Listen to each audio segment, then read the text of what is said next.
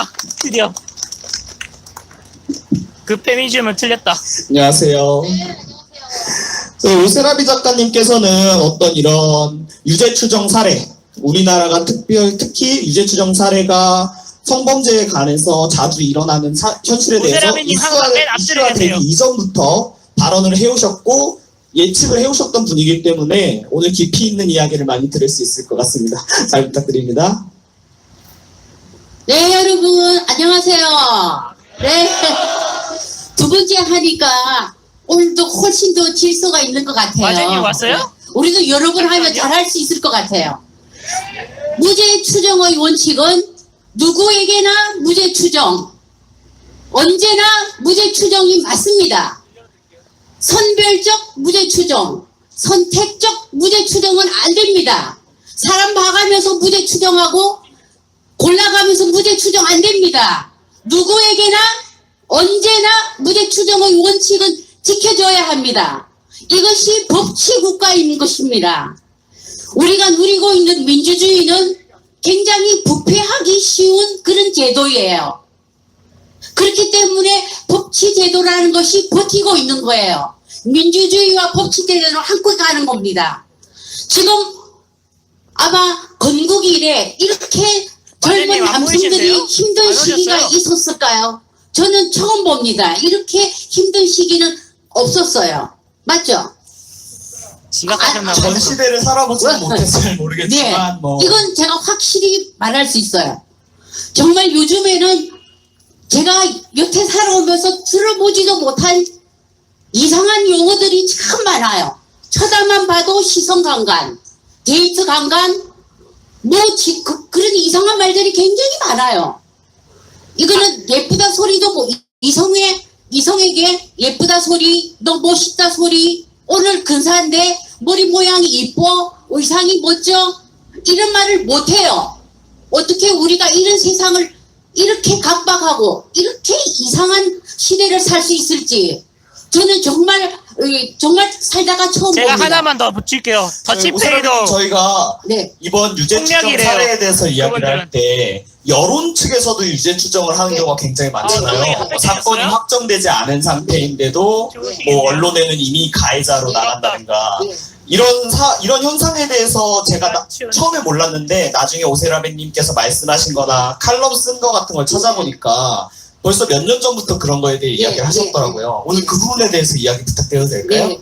우리가 여론재판이라는 게 정말 무서워요. 이거는 정말 우리가 중세기 시대에 13세기, 14세기 시대에 사람을 이렇게 기둥에 묶어놓고 바로 여론재판하는 시기하고 똑같아요.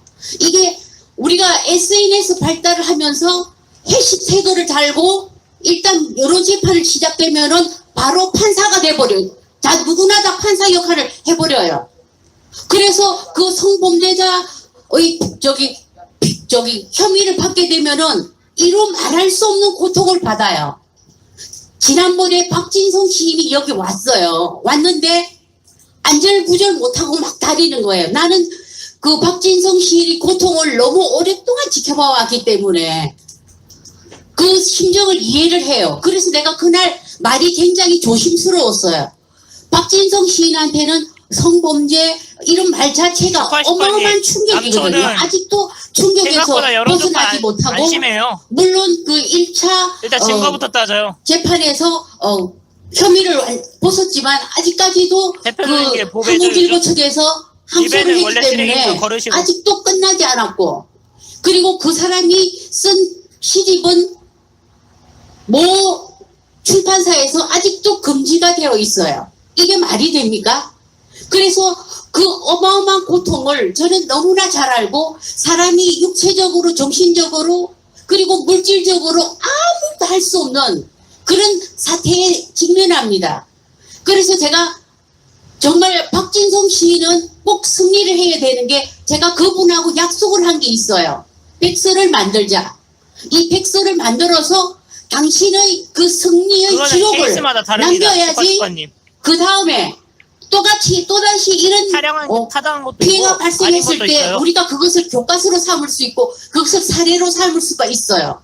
그래서 반드시 박진성 시인의 그리고 그 기록을 틀리면 바로 백서로 난타할 남겨야 거예요. 됩니다. 저는 난타가 박진석 시인과 그 작업을 앞으로 할 거예요. 그래야만이 이 이상한 시대에 우리가 살아남을 수 있어요. 지금은 정말 네, 그렇죠. 젊은 남성들이 너무나 네, 힘든 잘못되면 시기고 바로 너무나 소외받고 있어요. 유언비어 뭐 퍼뜨리는 물론 죽여버려요. 경제적으로 남편은. 윤택하고 권력자의 살펴는 집안이나 사실 상관없어요. 그 사람들은 괜찮아요. 그렇지만 대다수의 젊은 남성들 어떻게 살아갑니까 앞으로? 결혼도 못해, 연애도 못해, 경제적 파이가 너무 작아요. 이걸 가지고 아니요, 우리가 다 이거 서로 어쩌다 한 번씩 나눠야 되는데 열리는 거예요. 여기서 아기 다툼이 대략 벌어지고 매달 있는 한 번씩? 거예요. 예, 그 이게 정도에 열립니다. 얼마나 심각하냐면은 이게 초등학교까지 내려갔어요. 초등학교에서도 그 초등학교 어린이들이 남자애들, 남학생들 보고 제기에 한남충 막 이래요. 물론 저희가 이제 남자분들이 아, 이런 죄송합니다. 제가 저는 차단은 하지 사례들도 않습니다. 전부 이제 제 아까 원칙이에요. 나온 사람 전부 남자분이셨죠. 하지만 유죄 추정은 사실 비단 남자 여자만이 아니라 국민의 기본권이기 때문에 누구한테도 가해져서는 안 되는 토각이에요. 유죄 추정은. 200분 넘게 근데 오셨어요. 이제 이게 아무래도 오세라비님께서 이제 사회 현상을 이야기하시다 보니까 뭐 이렇게 남자가 지금 피해를 받는 사례가 좀 많죠. 아무래도 그래서 그런 부분에 대해서 말씀해 주신 건데 오늘 조금 네. 너무 네. 남녀로 얘기를 하면 네. 네. 불편해하시는 분들이 너무 많기 때문에 저희는 이제 일단 유죄 추정에 대해서 집중했으면 좋겠습니다. 네. 메갈이란 증거도 없어요 아직. 우리가 누리고 있는 법치제도는 제가 지난번에도 말했다시피 누구나 법을 지켜야 될 책임이 있고 법은 누구에게나 공정해야 되고 그리고 누구도 법 위에 군림하지 말아야 되는데 이렇게 유죄 추정을 하게 되면은 앞으로 빠져나갈 과연 사람들이 누가 있을까? 예. 아무도 없어요. 그리고 일단 성범죄가 되면 모든 것을 다 잃어요. 아무것도 할 수가 없잖아요. 그죠? 네. 그럼요. 예. 차단 걸었습니다. 그래서 우리가 이 제대로 유죄 걸릴지 추정의 모르겠지만. 원칙, 이거를 지켜야 되는데, 사실 지난번에 우리가 1차 시위를 했는데, 굉장히 서운했어요. 1차 시위가 끝나고 나서 한겨레 신문을 이렇게 봤는데, 그날 기자가 5명이 오셨거든요. 오셔서 사실 그날 저하고 한겨레 기자하고 얘기를 했어요. 우리가 오늘 하는 이 집회는 분명히 사법정의, 혐오 반대, 그리고 유죄 추정의 원칙을 규탄한다라고 분명히 말을 했음에도 이것을 극우로 몰아가더라고요. 극우로 몰아가고 그 다음에 일본의 넷 위기라고 있어요. 저도 사실 처음 듣는 그런 명칭이었는데 제특회라는 그런 일본의 넷 위기 있어요. 그거하고 같이 뭉뚱거려가지고 우리의 1차 집회를 그렇게 폄하하고 깎아내렸어요. 저는 너무너무 분노했어요. 그것이. 싫어요. 참여자들 어떻게 죽는 거. 그런 이상한 이데올로기를 더 피울 수가 있는가. 박제해버린다고 네. 참여자들. 너무 놀랐죠. 그때. 그래서 저는 사실은 살면서 그럴 바에 그냥 안 하는 게 그게 그렇게까지 심한 줄을 몰랐어요. 네. 뭐 이번 이수혁 사건 같은 경우에는 네. 뭐 오프라인에서 그렇게 말씀을 하신 분들이 계셨지만 전 살면서 사실 그런 말 자체를 들어본 적도 없었고 네, 인터넷에서 읽어본 아무도 적도 남녀 없었는데 혐오하진 않아요. 뭐 당당히 활동을 하면서 네. 여러 가지 얘기를 보다 보니까 좀 굉장하시더라고요. 오늘 나오신 분들 그날 한겨레 신문 오늘 기자가 오셨는지는 모르지만은 여러분들 제가 부탁드리는데요.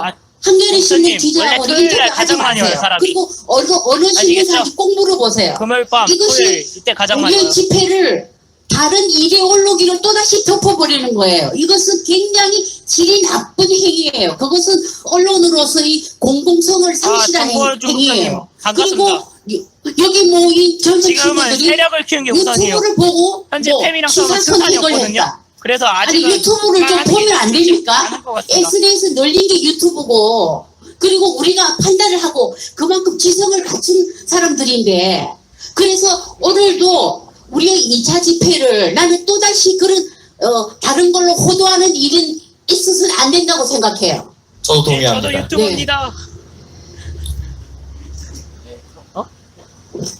예, 오늘 지난번보다 이렇게 또 처음 보는 분들도 많이 오셨고, 그리고 지금 우리 이 정부에서 20대 지지율이 낮아지고 있어요. 이 얘기 조금만 할게요. 그때 사실 이것은 저희가 이렇게 만나는 사람들이 늘 하던 얘기예요. 이렇게 육기준이님, 그 젊은 조금만 참아주세요. 남성들을 코너로 몰면은 결국에 이런 얘기 장난이도 분명히 선택을 해야 생기더라고. 됐어요.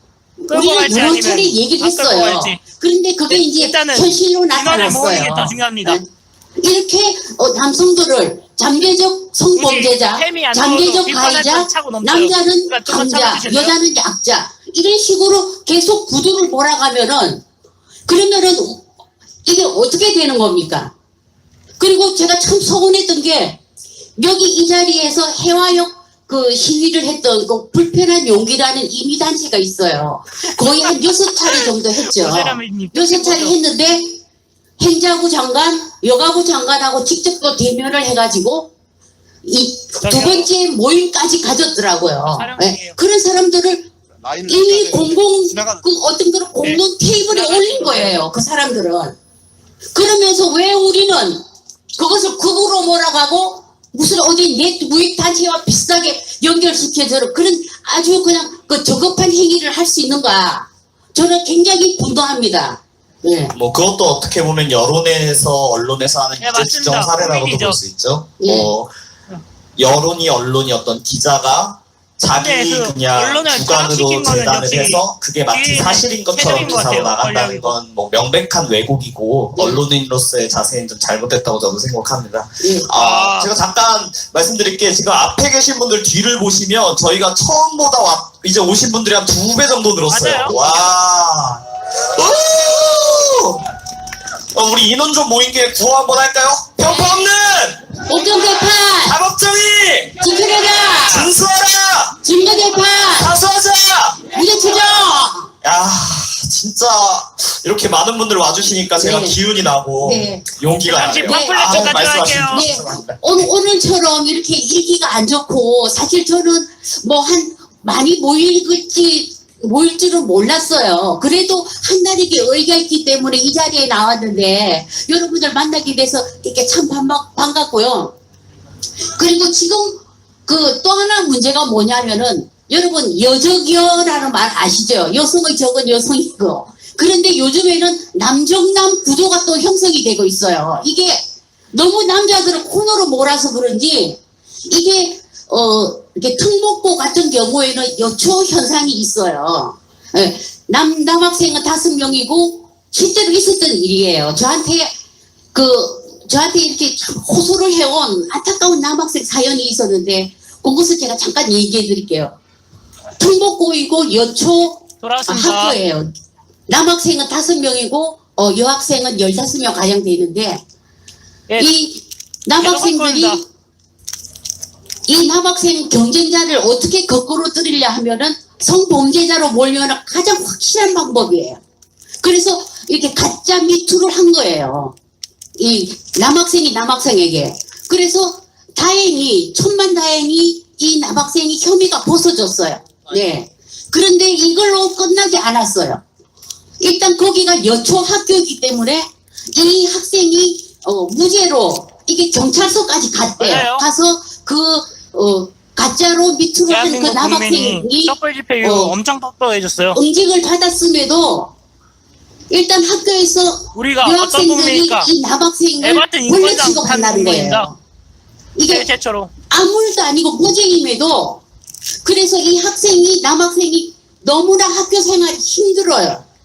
네. 수많은 이제 성범죄 무고 사건의 전형적인 피해죠. 네. 네. 내가 혐의를 벗고 무죄를 받았어도 여전히 오해는 풀리지 않고 내가 범죄자로 낙인 찍혔을 때는 득달같이 달려들어서 보도하던 언론들이 내 무죄는 보도해주지 않아요. 그러니까 뒷사정을 못 들은 사람들한테는 나는 여전히 범죄자인 거고 여전히 잘못된 사람인 거고 여전히 규탄받아야 될 대상인 거예요. 아무런 죄가 없음에도 불구하고.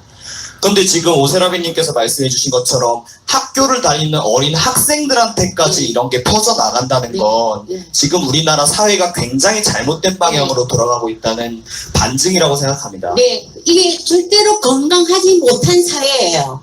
이게 우리가 경쟁은 피할 수 없어요. 초등학교, 중학교, 고등학교 경쟁은 피할 수 없지만은 그 경쟁자를 거꾸로 때리기 위해서 이 성범죄 이것을 이용을 하는 거예요.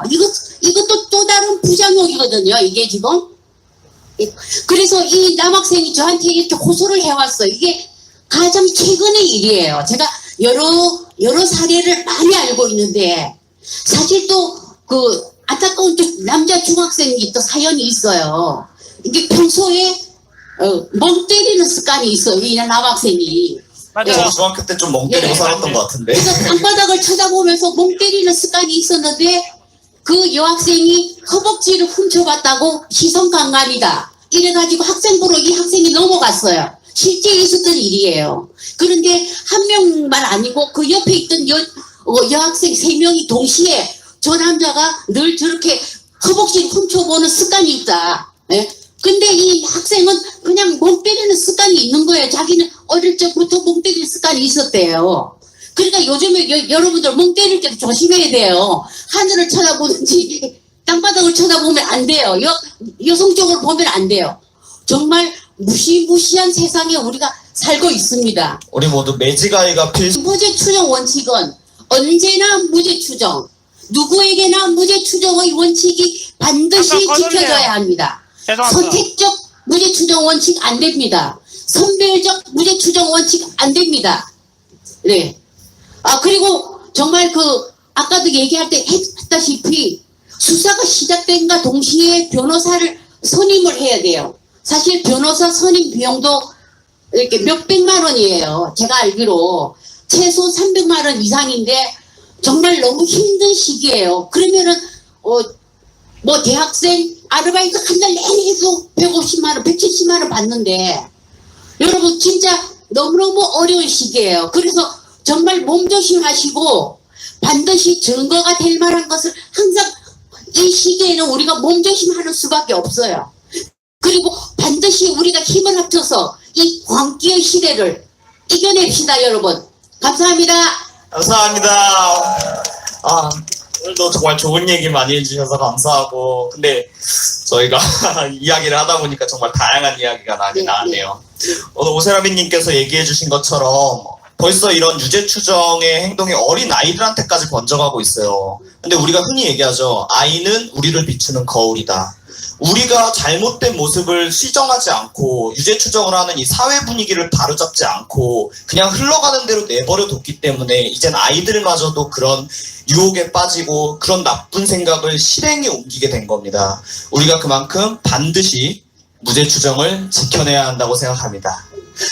한 가지가 요즘에는 이게 또 유치원까지 내려갔다네요. 유치원까지 내려가서 이렇게 남자아이를 데리고 가면은 저기 딸아이를 데리고 가는 엄마들이 야 아들 잘 키워 이런 말을 또 한대요. 네. 그래서 정말 이것은 사회적으로 굉장히 심각한 문제예요. 네. 그리고 여러분 우리 힘냅시다. 자, 그럼 힘대자들 위해서 다시 구호 한번 해볼까요? 평가 없는 공정재판 사법정의 지켜내자. 준수하라. 증거재판 사수하자. 무죄 추정. 오세라비님이었습니다. 박수 부탁드립니다. 저 다음 순서로 넘어가기 전에 제가 아까 발언했던 것 중에 하나 시정해야 될 게 있는데